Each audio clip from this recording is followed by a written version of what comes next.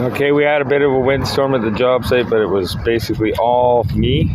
So that foam fell over, squished my stuff there. Then I'll go slow. The tarps in the front, it's all off. Damn. Everything's wide open. Right? There's no tarp on the fence. My shop's totally, like, there's no roof. So let's go over here.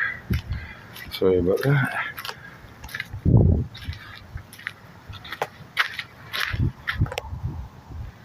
And that's a pretty big tarp.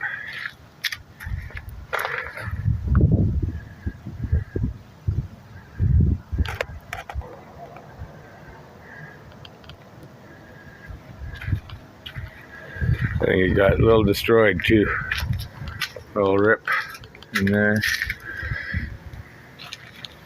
And I'm pretty sure I left the whole cord on the fence. So, picture from back here. So that's how big that tarp is.